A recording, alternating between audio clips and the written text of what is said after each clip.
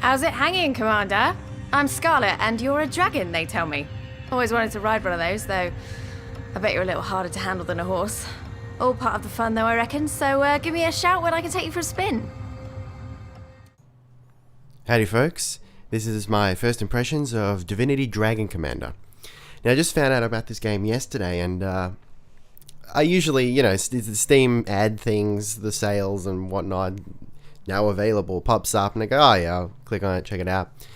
And it caught my eye because of this political thing that was going on. So it's a mishmash of a whole bunch of different games. Sort of three sort of different games, I guess. It's like you've got your political research upgrade kind of thing on your airship, and it reminds me heavily of Mass Effect when you're on the Normandy and you're talking to your squad members and upgrading the Normandy and all that kind of shit. It's very much like that, which is cool. I love that aspect of Mass Effect, sometimes even more than the actual shooting, than 90% of the gameplay. So I'm that guy. Another section of it is like this Risk style or like Total War style campaign map where you've got to conquer other territories and all that jazz. And then of course you've got the real-time battles. That it's the best way for me to explain it is like the love child of Rise of Legends, Dota, and Supreme Commander. Now I say Supreme Commander because there's a huge zoom out scale, so you can go right up into the clouds and it looks bloody cool. See, it's a really crazy mismatch of all these different styles of gameplay, and I wasn't sure if I'd like it at first, but plus any game with dragon in the title I'm a little wary of because it's usually going to be really campy, but I was pleasantly surprised. This is actually a really fun game, and based on what little reviews are out there, I think that is the best word to describe this game as a whole. It's fun. Now when you start up Dragon Commander for the first time, you got a few options. You got the story campaign thing. Now I've only played a few hours of it, but it seems like there's going to be a pretty involved story. Like as it progresses, there's going to be like scripted story events and whatnot. That's just the feeling that I'm getting. It seems like there's more to it than what you see at first. So you're on your airship, the Raven, which is pretty cool. I love airships anyway. It's a steampunk type of universe with magic and whatnot. It's kind of crazy. So you're on your airship, and this wizard guy is telling you what's going on. Basically, you're a half dragon, and you've got to conquer the realm because your father, the king's been killed by all his legitimate children. Hooray for the bastards saving the day. So yeah, you've got. I think you start off with 2 generals, and you win a couple battles, and then more generals join you, and then when you conquer a little more, then you get some what do they call them? But they're basically politicians that advise you. There's one for each race. Dwarves, imps, I think they're like kind of like gnomish things. Elves, lizard men, which is kind of cool, and the undead. Now the undead look, oh my god, I love undead things, and these guys just look so insanely cool. They're skeletons with like bone decoration, jewelry type thing. It's all very morbid. And then they present you with these issues like whether to censor the press and stuff like that. And you got to say yes, let's do it, or no, and then you can talk to them, and they give you their opinion on your decision. So that's kind of cool. And it also affects how the different races see you and whether they support you or not. So there's this sort of balancing game going on there. Each territory is controlled by a certain race, so you sort of got to be careful who you piss off and whatnot. So that's kind of cool. I really like that. Then of course I haven't gotten to this part yet, but you can marry a princess from each of the races, and that offers other shit to know. And I've heard that then opens up this other story stuff. And even talking to the generals, which at first you think, oh, they're just personalities to jazz up this auto-resolve combat thing. But talking to them, I'm getting the feeling that there's actually going to be like little story arcs for each general. It's sort of like look, I could be wrong, but I'm getting that there's going to be like loyalty mission-esque type things, like from Mass Effect. And if there's not, then it just gives the whole thing more depth, because these characters feel more real. It feels like they've got backstory and whatnot. They're not just pretty faces there to give you game information, The campaign map is fairly simplistic. It looks like it's on a hex grid, I think, if I'm not mistaken. But you can move units around pretty freely. They're not locked into squares and whatnot, so that's interesting. And it functions just how you'd expect. You build one structure per territory, and you have like resource structures and factory structures and this and that. And then you build units and you move them to the next territory to conquer, and then you're presented with the battle screen at the end of your turn. And there you can choose to auto-resolve, picking one of your generals, which is a really nice feature. I like that. And it shows you like the percentage chance of them winning. So some generals are better in certain situations than others. It seems like some are more experienced than others. I'm not sure if they get better as you go along. I feel like they would, like they should. So I'd be surprised if they didn't. And then of course you can jump in and resolve it yourself. Now, when you do that, not only are you controlling the armies, you can actually turn into a dragon yourself, because you're half dragon, and you can lay the beat down on the enemy. Now, from what I've been hearing from others, a lot of people have been saying that the real-time strategy sections, the battles, are really simplistic and they barely get by.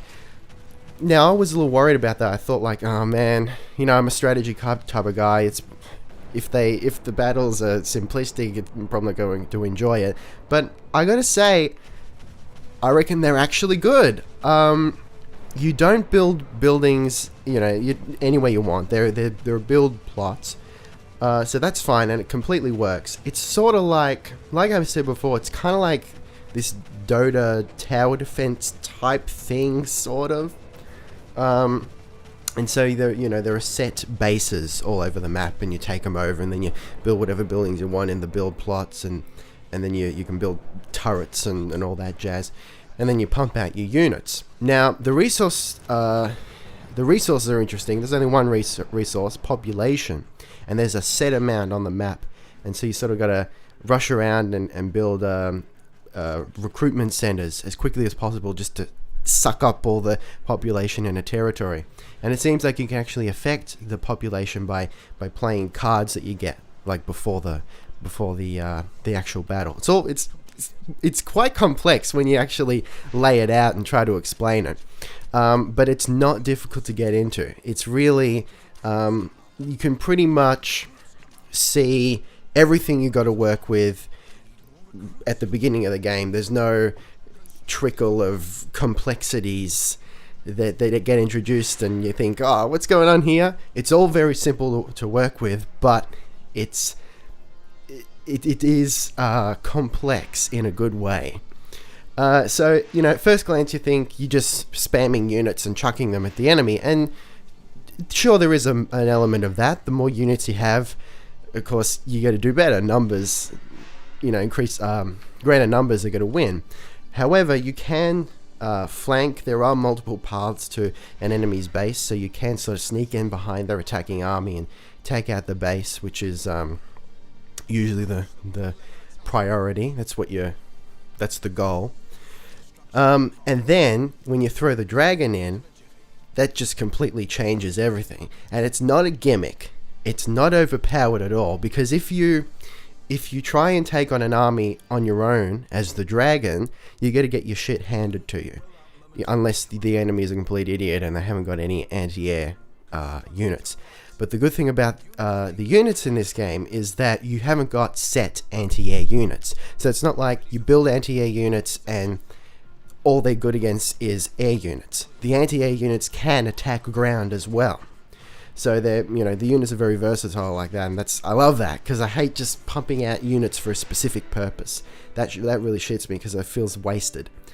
So yeah, the dragon can get its ass handed to it really easily, so you got to have an army to back it up. And a lot of the time, if you just send your army in and you're sitting back and you're not doing anything with your dragon, then the army gets the shit kicked out of it. There was in fact the first battle I fought in the story mode, I lost twice, and I'm like, oh come on, there's got to be a better way to do this. So, and you're able to restart before you lose. So I did that, and on the third time, I'm like, all right, I'm gonna go balls to the wall and I'm gonna rock this dragon, and I won. So the first two times, I was just using my army. Just my units, I was pumping out RTS style, and I was getting absolutely decimated. But as soon as I throw the dragon into the mix and, use him, with my brains, not just start shooting shit, it completely changed everything, and that's awesome, So the dragon can be the difference between winning and losing, but he's nowhere near overpowered. There is strategy here, even though it doesn't look like it at first glance. Alright, let's get onto graphics and whatnot. It looks pretty good. I'm running it on medium. Now, I did the auto detect thing, and it says high, but it's a little chuggy. That stuff will probably, hopefully, get fixed with some patches.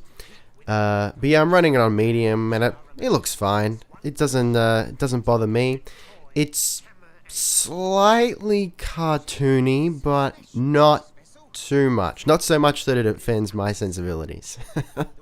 I think the best way to describe the art design, the graphics, is if you took Dishonored and beat it to death with a rainbow.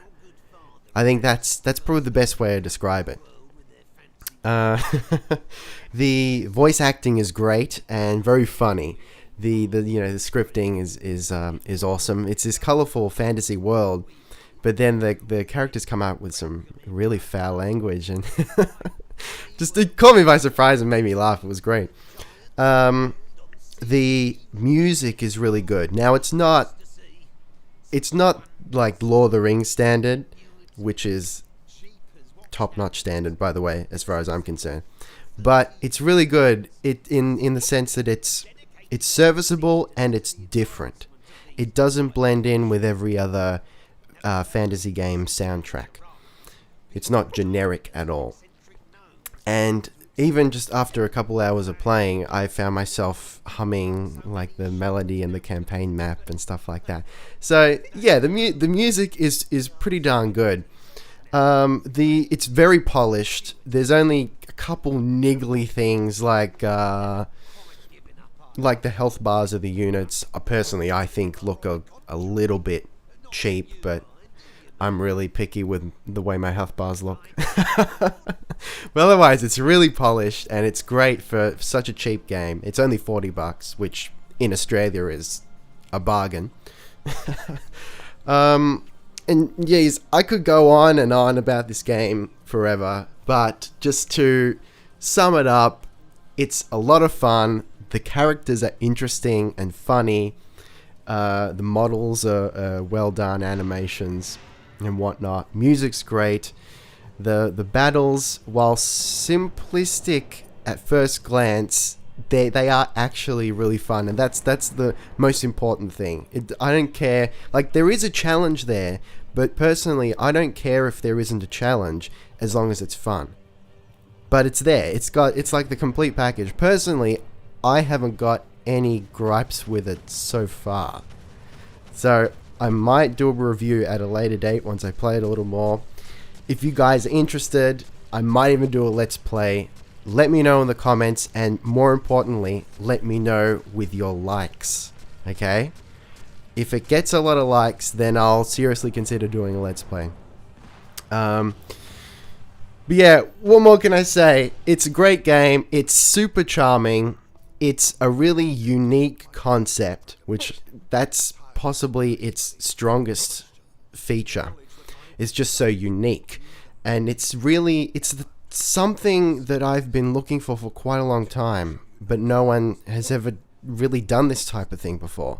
This, I'm not sure how to describe it. It's called sort of like grand strategy. Would it fall into that? It's like, because with the politics and whatnot, it's not just here's a map, here's some units, go kill shit. It's here's a map, here's some units, go kill shit. Now you have to deal with political consequences of that and whatnot. And I like the whole airship business. I'm just rambling now. I'm gonna let you guys go. But in a nutshell, this is an awesome game. And if you're sick of the type of strategy / RPG games that are coming out lately, if you want something a little bit fresh and charming, and most of all entertaining, I would seriously consider buying this game. Alright, that's all from me, guys. Make sure you like, subscribe, and share that shit. And you might see a little bit more of Dragon Commander in the future. Alright, see you guys. Take it easy.